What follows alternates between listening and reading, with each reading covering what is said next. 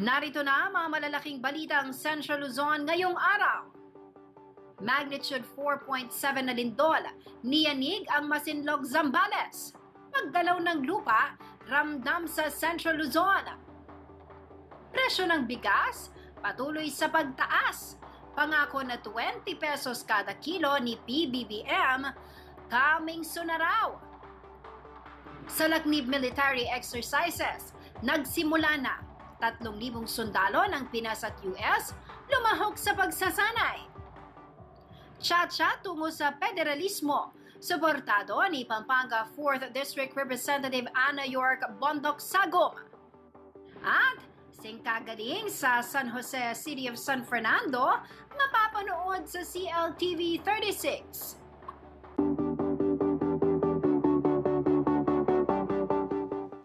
Magandang gabi ka rehiyon. Ako po si Jennifer Salenga, taga Narito. Kasama nyo para sa CLTV36 News. Atin to.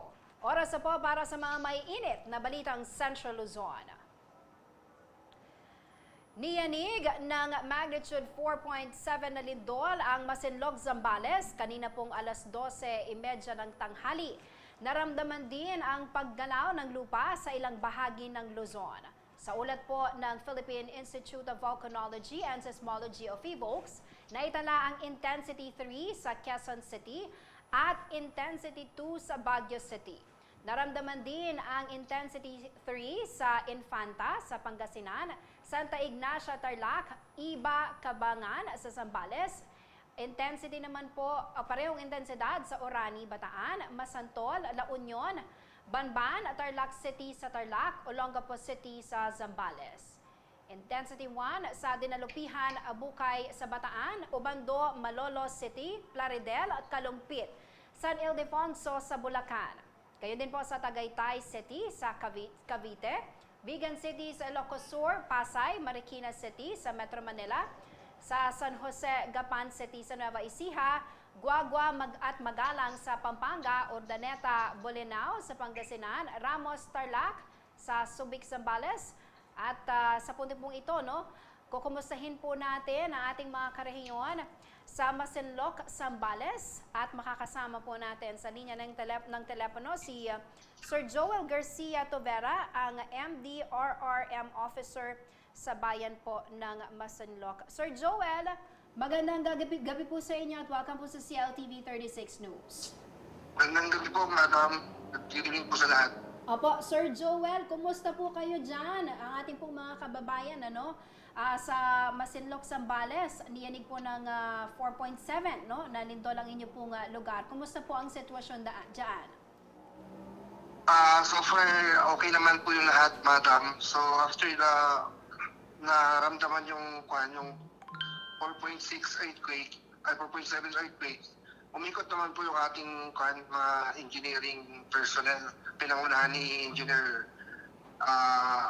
Eclibia sa ating mga public infrastructure. So far, wala naman pong nakitang problema. And tinawagan din po natin yung ating mga partners, yung ating mga barangay chairperson, inikutan din yung mga barangay. Wala naman pong damages, madam.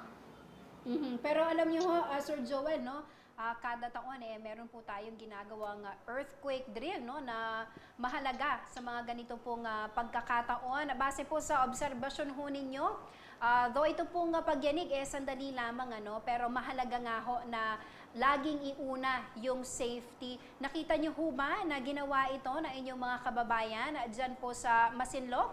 Meron ho bang mga kababayan tayo na kagad lumabas? Actually, in Masinloc, part na po ng culture ng mga Masinlocenyo yung pag-drill. So automatic po sa amin yan, madam. Automatic po ang pag-exit sa mga buildings and pagsunod sa tamang safety precautions and safety drills na ginagawa dapat gawin.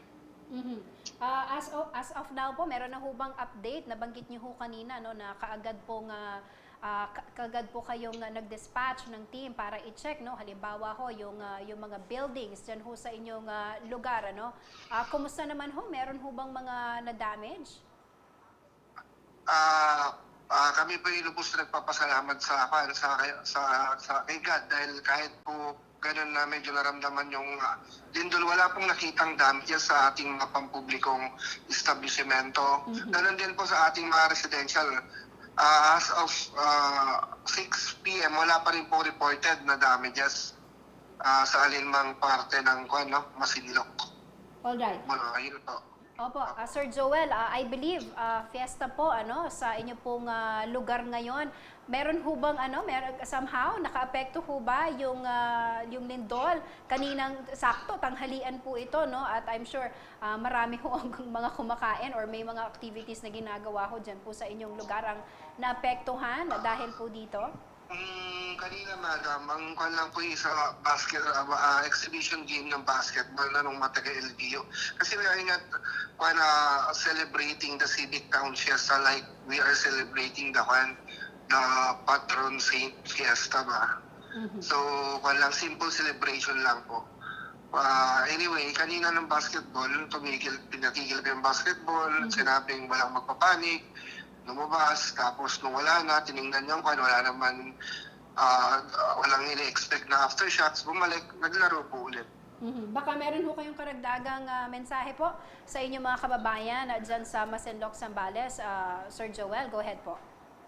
Ayun, so yung atin pong ginagawang drills, ulit-ulitin po natin, hindi lang po sa eskwela ginagawa yan, sa trabaho, sa mga gobyernong establishmento, kahit po sa bahay, dapat po ginagawa po natin yung ating right drill. Dapat sa pamilya po natin na pag-uusapan saan lalapas, saan magkikita-kita, para po wala pong injuries or deaths during na wag naman sana mangyari na magkaroon ng mas malakas na lindol. Alright, maraming salamat po sa inyong impormasyon. Mag-iingat po kayo, Sir Joel. Magandang gabi po sa inyo. Salamat po, magandang gabi po. Mga kariyan, si Sir Joel Garcia Tobera, ang MDRRM officer po ng Masinloc, Zambales. Samantala, manatiling nakatutok, magbabalik pa po ang CLTV36 News.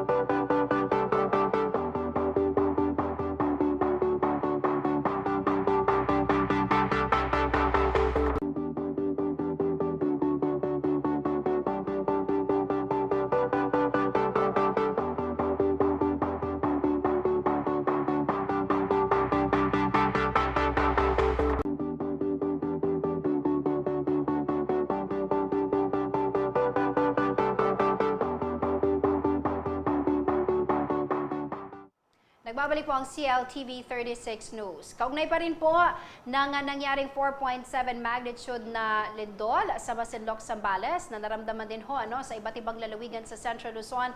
Makakasama ho natin sa ating programa ngayong gabi si Ms. Diane Brocal ng Office of Civil Defense Region 3 para malaman ho natin yung sitwasyon sa iba't ibang lalawigan sa Central Luzon dahil naramdaman ho yan kaninang tanghali. Magandang gabi po sa inyo, Ms. Diane, at welcome po sa CLTV36 News. Good evening din po. Magandang hapon sa ating lahat.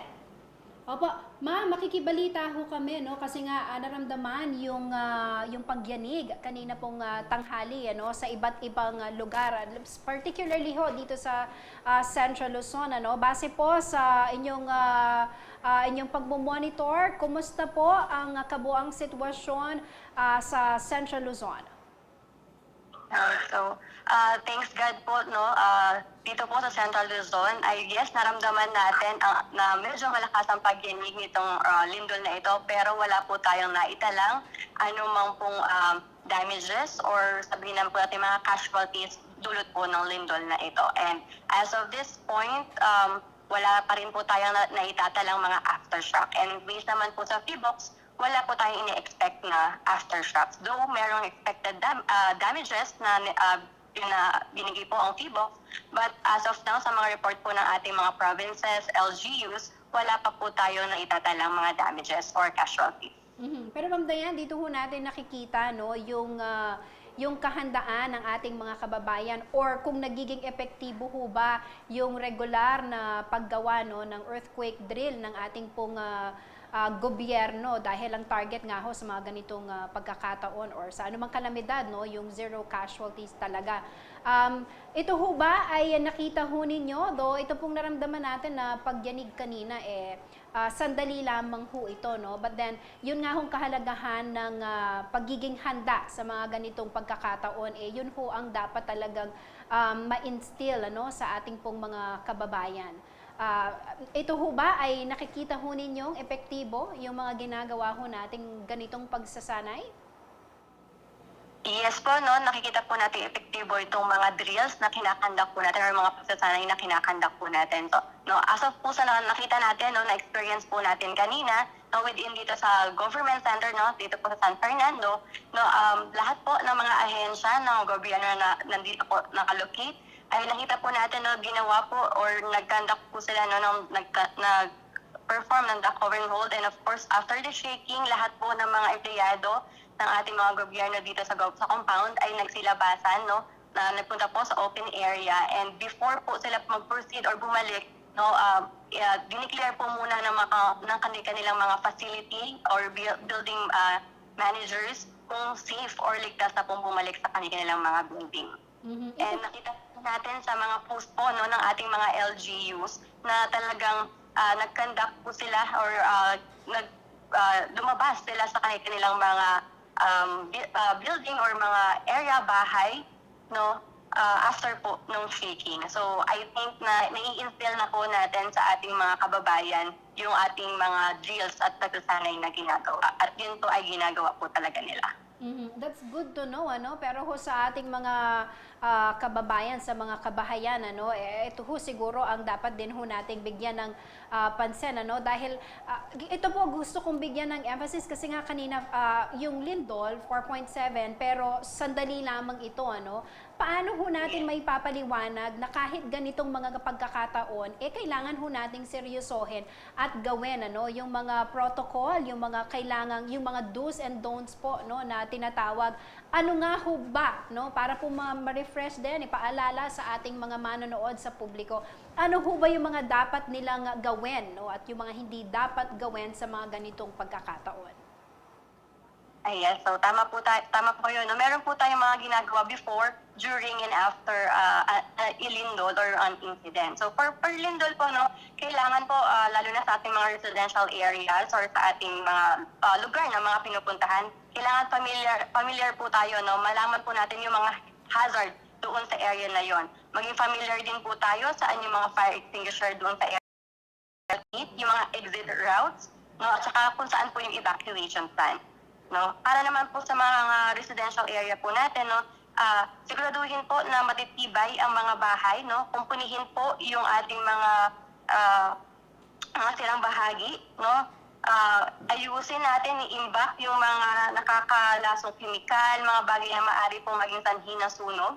No? I-secure din po yung mga pagkakalagay ng mga furnitures po natin, yung mga hanging objects po natin sa ating mga bahay. And of course, sa ating pamilya po, no? Sana po naka-prepare or nagpe-prepare na po tayo ng mga family bubag na tinatawag natin. And of course, sabi nga po natin, participate po tayo, no, sa mga community earthquake drills na kinakanda po. Well, during naman po ng earthquake, no, kung tayo po ay nasa inside ng ating mga building or mga bahay, maging kalmado lang po tayo. Let's perform po yung duck over and hold, no? And of course, stay away or lumayo po tayo, no, sa mga bintana na gawa sa babasagin, no, sa glass, no? At yung mga possible na bumaksak ng mga aparador, mga cabinet, no, after shakings or yung after po ng pag-yanig, tayo po ay kalmadong lumabas at pumunta po sa open area or sa identified evacuation area natin. At kung tayo naman po ay naabutan sa labas ng bahay, no, siguraduhin natin makahanap po tayo, no, ng ating open area, no, na malayo po sa mga poste, mga puno, mga gusaling maaari pong bumaksak. And of course, while driving naman po, no, uminto po tayo, maghanap po tayo ng safe na area. So after no shaking naman po, no, maging alerto pa rin po tayo kasi meron pong mga earthquake or mga lindol na talaga merong dalang aftershocks. Okay? And after nga po ng shaking na yon, no, i-assess po natin ang ating mga sarili, ang ating mga kasama sa opisina o kasama man po sa bahay. Kung tayo po ay nagtamo ng mga sugat, no, yung mga if kailangan po mag-apply ng first aid, do so po, no. I-prioritize po yung mga needs po ng ating mga elderly, mga pregnant women, PWDs, and of course ng mga bata. If tayo naman po ay located ang lugar natin, no, sa coastal areas, no, tayo po ay baka lang magkaroon ng banta ng tsunami, tayo po ay lumikas, pumunta po sa mas mataas na lugar. Okay? And of course, pag tayo babalik na po sa ating mga bahay, no, suriin po kung may mga natapong mga nakakalasong chemical, no, at yung mga bagay po na pwedeng pagmulan po ng sunog. Okay? And of course, i-check din po natin yung mga electrical lines po natin, mga water pipes, baka po may sira at yun po ay ating itawag sa kinauukulan. And of course, yung gas leak po, baka meron, isa po yun sa nagtatanhi ng sunog. Na secondary hazard po ng pagyanig or paglilindol po. Alright, ayan, malinaw ho mga karehiyon, ano? Sana po tinandaan natin lahat itong mga paalala, no, ng OCD para po sa ating kaligtasan, no? Mahalaga yung pagiging alerto sa mga ganitong pagkakataon. Maraming salamat po sa inyong impormasyon at sa inyong pong oras. Ma'am Dayan, mag-iingat po kayo. Okay, thank you so much po. Mga karehiyon, si Ms. Dayan Brocal ng Office of Civil Defense Region 3.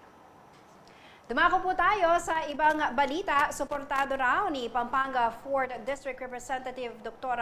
York Bondoc-Sagum ang isinusulong na pag-amyenda sa konstitusyon o charter change. Ayon pa sa mambabatas, dapat tunguhin na ng bansa ang sistemang federal. Kung bakit, alamin natin sa ulat ni Paulo G. Santos. Very vocal si Pampanga 4th District Representative Dr. York Bondoc-Sagum sa posisyon nito sa gumugulong na charter change o pag-amyenda sa saligang batas. Ayon sa mambabatas, paborable ang federal form of government para sa bansa na siyang isinusulong noon ng kaalyado ni dating Pangulong Rodrigo Duterte sa 18th Congress. Ako po talaga, that's why I voted for President Duterte because I like federalism as a concept. Na yung kita po na Central Luzon will be retained in Central Luzon at gagamitin po ng mga tiga Central Luzon. Also, electing senators by region. Umaasa naman si Bondoc-Sagum na matutukan ng mga susing opisyal ng gobyerno ang proseso hinggil sa tsa-tsa, kasabay ng iba pang mga nakahanay na gawain gaya ng barangay at sangguniang kabataan elections na itinakda sa October 30, 2023. Pero walang pressure? May timeline ba kayong pinakikitunguhan dito? Wala. Well, Sana sooner rather than later kasi as things happen, barangay election, dami nang nangyayari, baka hindi po mabigyan ng pansin. Hindi naman ikinailan ng mambabatas na sa liderato ngayon ni Speaker Martin Romualdez na pinsan ng Pangulo, totoong malaki ang pag-asa na solido ang kanilang suporta sa Chacha dahil sa sinasabing mayroong supermajority ang administrasyon. Ma'am, sa leadership naman ni Speaker, the question is how? Kumusta ho? Meron bang super majority ngayon sa kongreso nito? Well, meron. Samantala, inaprubahan na ng Kamara sa third and final reading nitong Martes, March 14, ang House Bill number 7352 o panukalang nagsusulong ng Constitutional Convention para sa pag-amyenda sa konstitusyon. Ayon kay House Speaker Martin Romualdez, prioridad nila na amyendahan ang economic provisions ng saligang batas na naglilimita umano sa pagpasok ng mga dayuhang mamumuhunan sa bansa. Alinsunod daw ito sa priority measures na napagkasunduan ng Legislative Executive Development Advisory sa 8-point socio-economic agenda ng Administrasyong Marcos. Sa hiwalay naman na pahayag ni Senate President Mig Subiri, hindi umano niya maunawaan ang mababang kapulungan ng Kongreso sa pag-apura ng Chacha, gayong naplansya naman umano noon sa 18th Congress ang ilang batas na may kaugnayan sa ekonomiya.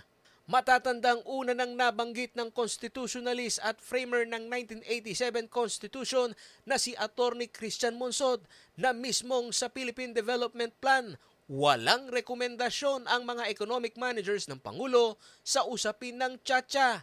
Mismong si Pangulong Marcos na rin ang nagsabi noon na hindi rin niya ito prioridad. If you look at the Philippine Development Plan, there is no mention at all of amendments to the Constitution. In fact, ang sabi sa Philippine Development Plan 2023 to 2028, sabi, we are open for business kasi ginawa na namin to, yung public service law, ease of doing business, lahat na ng mga laws na kailangan para buksan ang ating pintuan. Wala sa Philippine Development Plan. Endorsed by the President. Bakit nila sasabihin kailangan yan? Ako si Paulo G. Santos, taga rito kasama nyo para sa CLTV36 News. Atin to.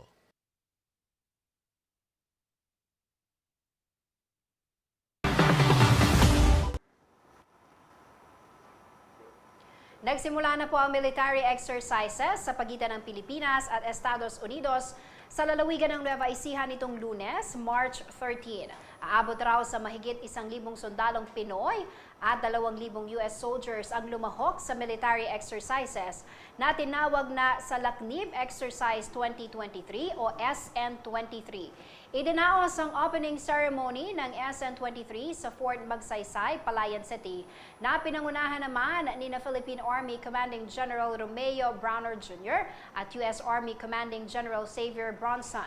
Ang SN23 ay isang Army-to-Army annual exercise na nagsimula noong 2016. Layunin nitong palakasin ang interoperability ng mga sundalong Pinoy at Amerikano sa iba't ibang operasyong militar. Mapapalakas din umano nito ang kakayahan ng mga sundalo pagdating sa air at shoreline defense. Ang mga sundalong kalahok ay sasanayin sa small arms maneuver, live fire exercises o LFX, jungle training events, artillery and mortar LFX events at engineering and construction projects. Tatagal ang naturang pagsasanay hanggang April 4.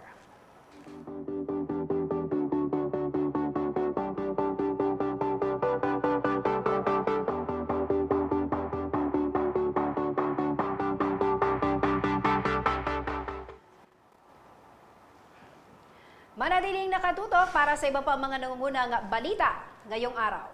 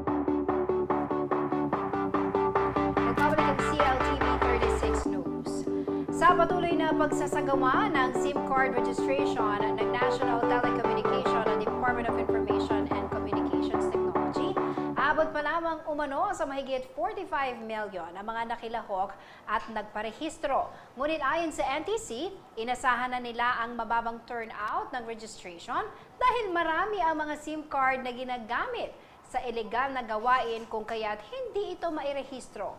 Bumaba na rin umano ang mga kaso ng text scam na naire-report sa ahensya. Narito ang ulat ni JM De Jesus.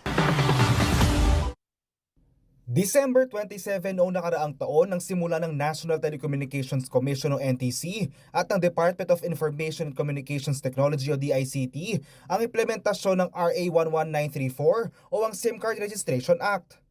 Kulang isang buwan bago ang itinakdang deadline ng SIM card registration sa April 26, hindi pa umabot sa kalahati ng bilang ng mga subscriber na nagrehistro ng SIM. Sa datos ng NTC as of March 14, 2023, higit 45.2 million SIM card users pa lamang ang nakapagpaparehistro, ang katumbas ito ng 26.75% ng higit 168 million subscriber na target may rehistro sa ilalim ng programa. Ayon kay NTC Region 3 Director Azor Sichon, inaasahan na nila ang mababang turnout ng registration. If we're going to compare it, JM, dun sa more or less 160 million registered, medyo way below. Ano? But of course, there are various reasons dun sa 160 million registered SIM card na hindi na magpa-register. Unang-una, yung ating mga scammers. Ano? So definitely, yung mga scammers natin, hindi na sila magpapa-register, of course. Ano? Mayroon din daw kasi mga subscriber na may 2 hanggang 3 SIM at pinipili na lang irehistro ang isa sa kanilang mga ginagamit. Samantala ay binida naman ng NTC na bumaba na ang bilang ng mga inireklamong text scam sa kanilang tanggapan. Mula sa dating 1,500 complaints per day, nasa 100 na lamang daw ito ngayon. Ang figure is 1,500 text scam na complaints na nare-receive ng buong komisyon, buong NTC. Pero nung mag-start itong SIM registration, it's now down to 100 per day. So can you imagine that yung difference, yung talagang masyadong yung pag-decrease, so masyadong malaki, So ngayon pa lang nararamdaman na natin yung effect ng SIM registration. Inaasahan naman ng NTC na bababa pa ang bilang ng mga complaints pagpatak ng huling araw ng registration sa April 26, 2023. Samantala, malaking ginahawa naman ang naidulot ng pagkabawas ng text scam sa ating mga karehiyon. Mas madali na lang siya pagka parang wala na yung worry mo pagka nag-a-apply ka ng mga kung ano-ano using your cellphone number. Wala na yung mga nag-a-ask ng load or kaya tumatawag na mga scammer. Ito okay lang, iwas sa message. Laging nagte-text kasi. Wala na pong nagte-text ngayon. Okay na po. Patuloy naman ang paalala ng NTC at DICT na huwag kakalimutang irehistro ang SIM card na gamit dahil kung hindi mawawalan ito ng signal at hindi na ito magagamit pa pagkatapos ng April 26. Pinag-aaralan pa raw ng NTC kung magkakaroon pa ng extension na nasabing deadline. Ako si JM De Jesus, taga rito, kasama nyo. Para sa CLTV36 News, atin to.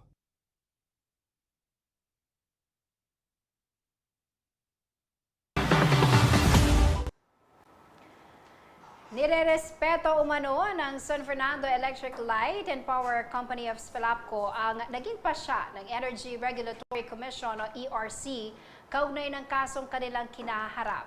Gayunpaman, sisiyasatin pa rin daw nila ang mga opsyon na mayroon sila. Matatandang ipinag-utos ng ERC ang pagre-refund ng Spelapco ng higit 654 million pesos sa mga consumer nito matapos magpataw ang kumpanya ng mas mataas na generation charge.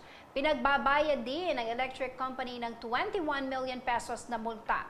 Bunsod ang pagpapatupad daw nito ng power supply agreement sa AP Renewables Incorporated o APRI nang walang pahintulot mula sa ERC.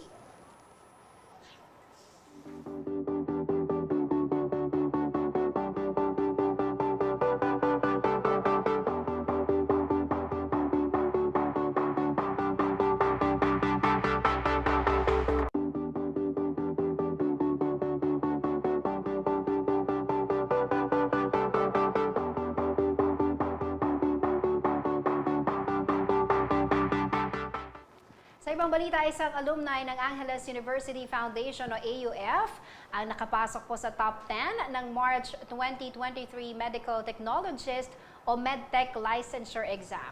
Nasunggit ni Jacqueline Punsalan Talosig ang top 8 spot na may 91.20% na grado. Kasama ni Talosig ang isa pang estudyante na si Isabel Palbacal ng Lyceum of the Philippines University na nakakuha rin ng kaparehong grado. Ang naturang exam ay ginanap nitong March 8 to 9 habang inilabas naman ang resulta nitong Martes, March 14. Ayon po sa Professional Regulation Commission o PRC, umabot sa 4,714 out of 6,165 examinees ang pumasa sa March 2023 MedTech Licensure Exam. Samantala, sa datos po ng AUF, aabot umano sa 126 sa mga pumasa at napabilang sa hanay na mga bagong medical technologist. Habang hinirang din bilang ika-6 na top performing school ang AUF sa nasabing examination na may passing rate na 76.42%.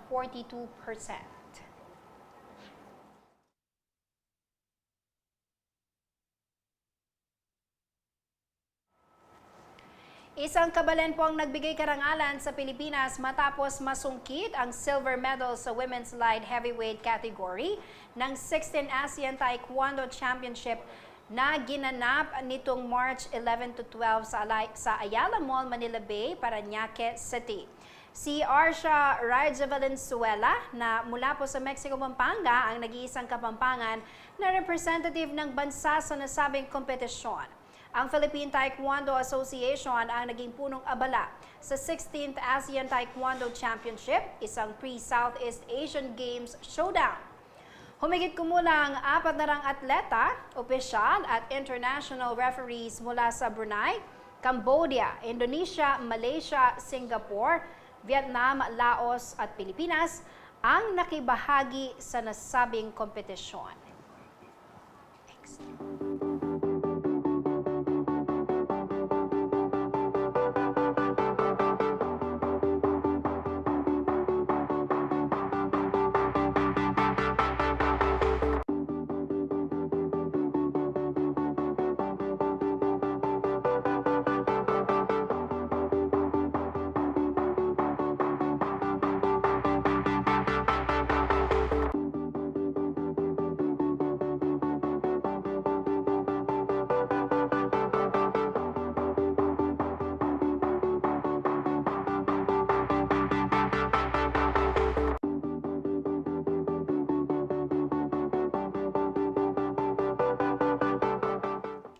Ibang balita, lalapit na ang sumbungan sa Central Luzon. Ito'y matapos pong pumirma ng isang Memorandum of Agreement ang CLTV36 at ang Bitag Media Unlimited Incorporated o BMUI sa pangunguna ni CLTV36 President Sonia P. Soto at BMUI CEO na si Ben Tulfo nitong March 10.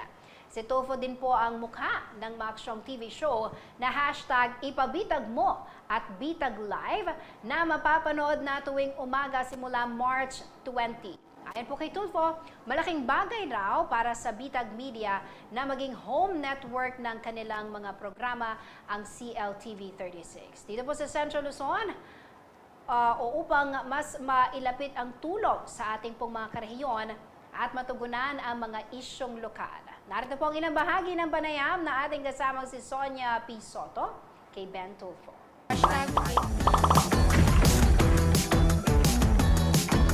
At hindi lang sa Maynila, Yes. dinadala nyo sa probinsya. Kanya nandito na yung bitag Yes. sa CLTV36. Yes.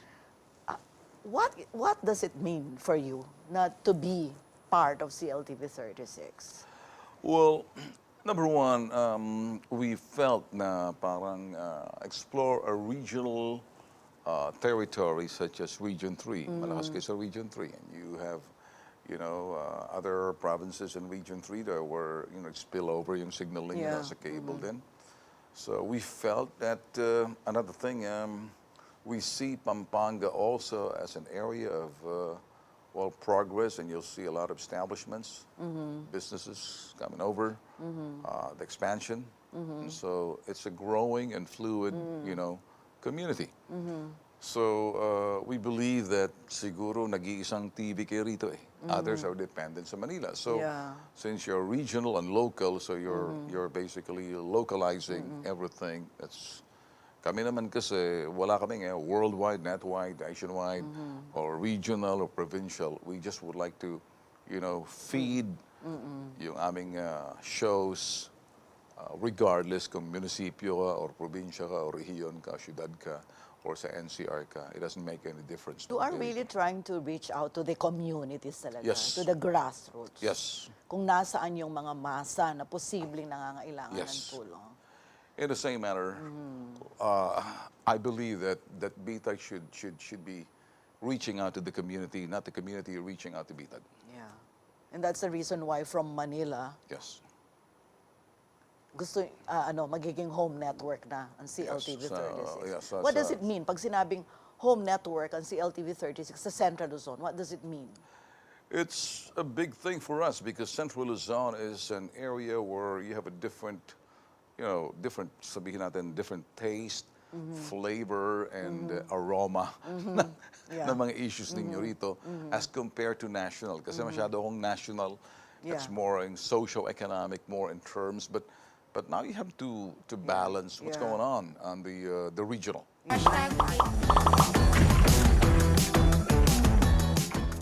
Simula po March 20, mapapanood na ang Bitag Live at hashtag ipabitag mo kasama si Ben Tufo. Monday to Friday po yan, 8 a.m. to 9 a.m. para sa Bitag Live at 10:30 a.m. hanggang 12 noon para po sa hashtag ipabitag mo. Dito lamang po yan sa CLTV36 free channel sa aming 39 cable partners at sa Signal Channel 115. At yan po mga balita ang nakalap ng ating news team. Kasama po ang buong perso ng CLTV 36 News and Current Affairs. Ako po si Jennifer Salenga, taga rito. Kasama nyo para sa CLTV 36 News. Atin to. Maraming salamat po.